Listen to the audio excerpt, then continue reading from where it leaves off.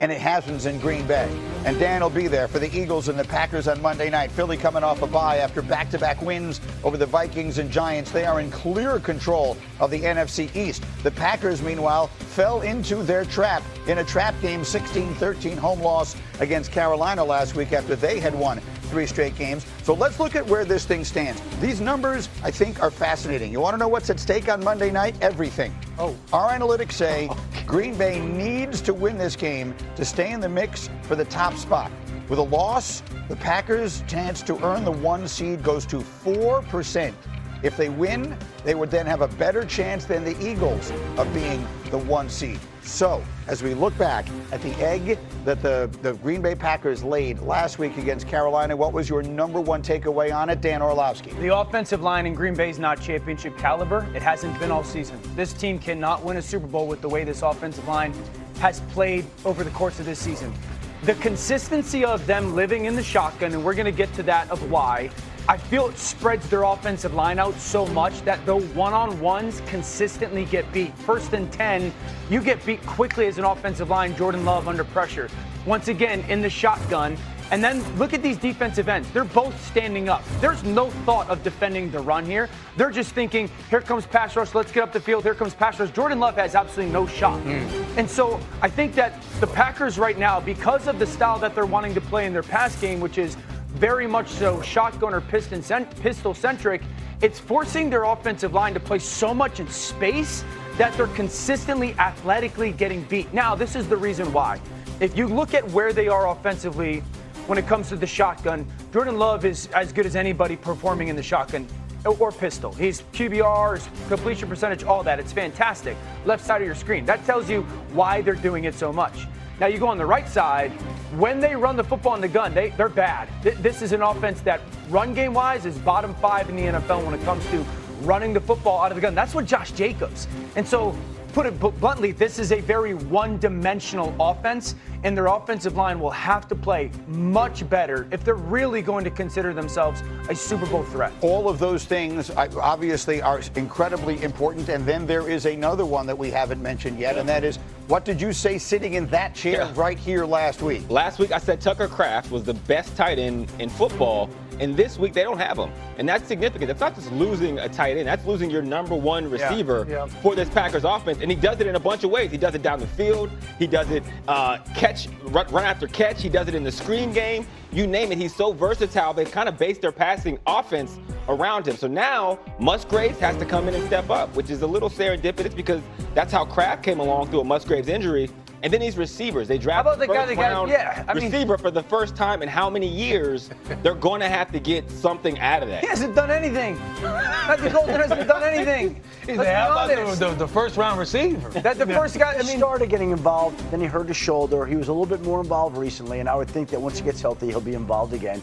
And they're going to need something from Luke Musgrave, who now has to step into Christian that place. Watson. Tucker Kraft. And then I wanted to ask you guys this because I brought this up last week, and it came to fruition. And I wonder just how real a phenomenon this is in the NFL. The Packers last week were coming off a game in which they had just played Aaron Rodgers. So we all understand all the fanfare and all the emotions going around that. They were looking ahead to this week where they play the Super Bowl champs, the Eagles, on a Monday night. Sandwiched in between a home game in which they're a double-digit favorite against a Carolina team that, while they're better than I think most people realize, people don't talk a lot about it, don't take that seriously. Is there such a thing as a trap game in the NFL, and did the Packers fall into it? Yeah, I think there's such a thing as a trap game in the NFL. We ran into it a bunch of times when I was at the Tennessee Titans. You go play a team like the Jets, no disrespect, Grinny. No. But you said, and then there's a next game right after that that's, in your opinion, much more important and much more difficult. It's easy to get lulled in that trap. But if you're the Green Bay Packers, you've already fallen into that trap game situation earlier in the year with the Cleveland Browns, if you're going to look at it as trap game. So you can have a tough game versus a bad team in the NFL. This league is built to be a 500 league. But if you do it again and again, now you're questioning leadership, coaching, mentality. What are these meeting rooms like in the building Wednesday, Thursday, Friday, Saturday? Yeah, I can buy the trap game mentality because it is surprising that they lost to the Panthers. And the Panthers won. The one way they could win that game which is running it down the throat. The Packers, they do have a top defense in the NFL. They didn't, they have this pass rush to where they weren't able to earn the right to rush the passer. But yeah, you can fall into that, but you're going to have to show up against the Eagles because this isn't a must win, but this is one to where if you are going to be that team to stand up in the NFC, this is the game to do it, coming off the Eagles having a hot win against the Giants. And then the Eagles coming off their bye, and Shefty, remind everybody that since we've last seen the Eagles, they've made some significant changes. Let's start with this. The Eagles' magic number right now is 6. 6 to clinch the division title. Nobody is going to catch the Philadelphia Eagles in the NFC. We're talking magic numbers on November 5th. Right. And if we go back to last year, coming out of a bye, that was when Philadelphia had organizational meetings. The offense got together. They came out humming in the second half. Well, they're coming off their bye again after more meetings. And not only are they coming out of the bye after more meetings with the magic number being 6, but they have 3 new additions on the defensive side of the football. Michael Carter as a nickelback, where they had some weakness. Jair Alexander at cornerback, where they had some weakness. And Jalen Phillips as an edge rusher, where they had some weakness. And Nolan Smith's getting healthy? And Nolan Smith's getting healthy. So they are loading up and preparing to make the type of second-half run that they did last year. They are an underdog for the first time this season, and we got the picks up on the screen for you here. The Eagles, an underdog, again, first time this year. They're a 2.5-point dog on the road, which means they're basically telling us we think these teams are equal, and that sounds about right. And the picks are interesting to look at. As we see, they are only Compton on the Packers. Everybody else likes the Eagles on the road in this I feel good. I feel good in this pocket right here. Yeah, I know we were having conversations. I feel nice. Danny saying Eagles team to beat the NFC. I'm not buying that. They just beat the Giants. Those words. No way Green Bay's playing 2 stink games in a row. I agree. No way. I agree. Yeah, I remember that Cowboys game was a real barn burner. We'll have more on that one. New England Patriots going down to Tampa Bay. Drake May continues his MVP campaign. He's top 5 in yards, completion percentage, touchdowns.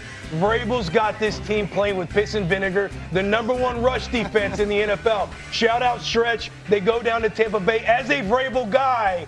They upset and they beat the Bucs. Drake May for MVP is starting to get a little noise all around the league. Taylor Lewan giving an opening statement this weekend. I love everything Will Compton said, but I don't expect the New England Patriots to go 15-2. I got them losing to the Tampa Bay Buccaneers. Baker Mayfield has had an opportunity to get a little healthy as the bye weeks come along. He's going to get back to his MVP fashion and actually jump over Drake May after this week. Listen up, Vrabel. God Bulls have made a living about making quarterbacks uncomfortable. That offensive line, they get up the 2nd most sacks in the NFL. Yeah. I'm just saying, this week, November, Tampa Bay, that's tough. Sneaky, great game. Dan, give me an opening statement. This one is a big one. Yeah, there is a brewing quarterback controversy, competition, whatever you want in San Francisco. Brock Purdy, really good player.